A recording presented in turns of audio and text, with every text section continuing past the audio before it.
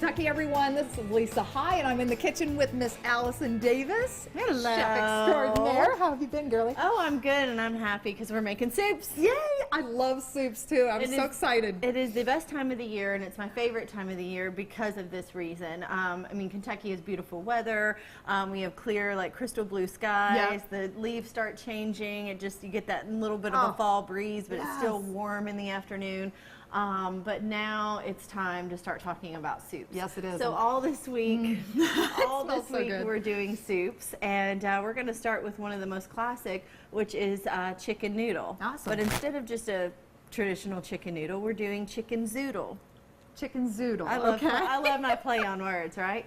But we're doing zucchini noodles. Oh, okay. So this is also keto, paleo friendly, and gluten free because we're not using any actual pasta in this. But we're going to be using a spiralizer and doing a little zucchini ribbon. So I'll show you. Fantastic. You can just cut the zucchini and then just push that guy through. Oh, look at that. Yeah, and so we're going to use this instead as our noodles in our soup. Now, how much does something like this cost, this contraption? I would say no more than like $30 at the most. Yeah. Like it's not a super expensive. Yeah. And there's varying kinds. That looks. Look at that. That's gorgeous. Yep. So there you have it. You've got some zucchini ribbons, and that's what we're going to use for our noodles. Okay. So let's talk about the soup.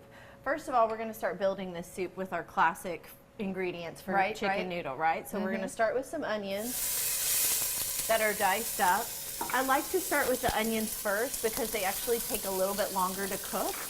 So we're going to start sauteing those and sweating those off a bit. Okay. And then to that, we're going to add some celery and some carrots. Okay. And we're just basically going to let these three things become a big like flavor to the soup because you get some sweetness from the carrots, you get that nice celery flavor, and then the onions, you know, all balanced together. And this is called a traditional mirepoix, which is used for a lot of soups. Okay. Now what I've got going on in here is what I really wanted to talk about, which is making your own homemade broth.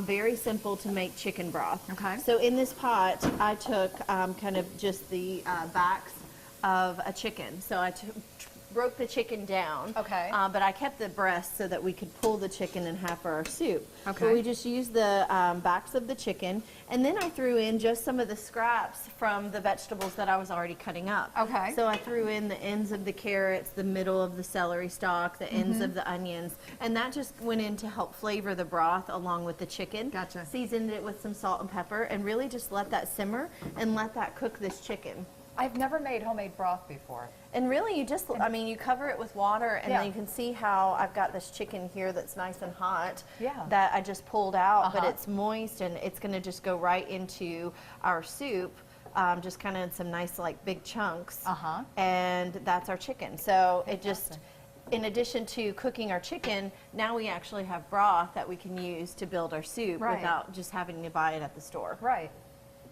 So it doesn't take that much longer. It's just kind of knowing, you know, how to go about it. And then you have extra broth for, you know, another soup at another time. All right, so let's go ahead. We're going to add in our celery. All right. And we're going to add in some carrots. Now you have different colored carrots in there too. Yeah, I picked those up at a local grocery store, but they're just organic carrots, and they come in a lot of different colors and different varieties. So I love that too as far as the presentation goes, having the different colors. Real pretty.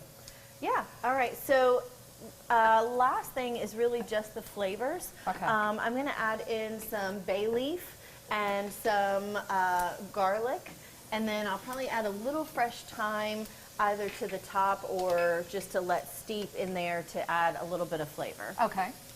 And really it's just salt and pepper. The biggest thing is just so good. The biggest thing is just the flavors that are coming together. So I can take some of this broth. Okay. Pour right on there. Fantastic. Right? Yum. And then we'll just throw in this chicken, and the last thing really is the zucchini noodles.